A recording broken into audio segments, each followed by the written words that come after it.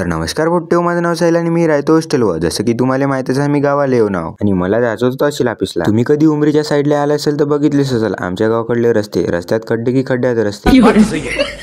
मी थांबलो शेगाव मध्ये, कारण डोमाचा मित्र येणार होता पास काढाले. त्याला घ्यायला गेलो आम्ही नेहरू विद्यालयाकडं. हे आहे नेहरू विद्यालय. शेगावच्या पेट्रोल पंपावर पेट्रोल भरलं आणि निघालो आम्ही तिघजण सरळ वरोऱ्याकडे. मग आलो आम्ही डोम्याचा पास काढासाठी सरळ वरोरा बस स्टॉपवर. पास काढून झाल्यावर मी माझं तहसीलचं काम पूर्ण केलं आणि निघालो आम्ही चायनीज कडे, जिथं डोमानं ऑर्डर केलं कुटार, आणि कुटार खाऊन आम्ही निघालो सरळ भटाड्याकडे. भटाड्याला जाताच ह्या व्ह्यू पॉइंटला थोडा वेळ थांबलो आणि निघालो देवी मातेच्या मंदिरात, जिथं मी अगोदर कधी गेलोच नव्हतो. मंदिरावरती छान छान शिल्प काढलेले होते, ज्यांना बघून आपलं मन भावूनच गेलं. आतमधल्या आईचे दर्शन घेऊन आम्ही निघालो शिव मंदिराकडे. हे तेच मंदिर आहे जिथे विदर्भातील सर्वात मोठी शंकराची पिंड आहे. नंतर आम्ही पिंडेचे दर्शन घेतले आणि निघालो बाहेर. नंतर या आजीने आम्हाला पिंडेचा आणि मंदिराचा इतिहास सांगितला. इथली यात्रा ही शिवरात्रीच्या वेळी राहते. तर तुम्ही भटाड्याला कधी आले की नाही कमेंट मध्ये नक्की सांगा.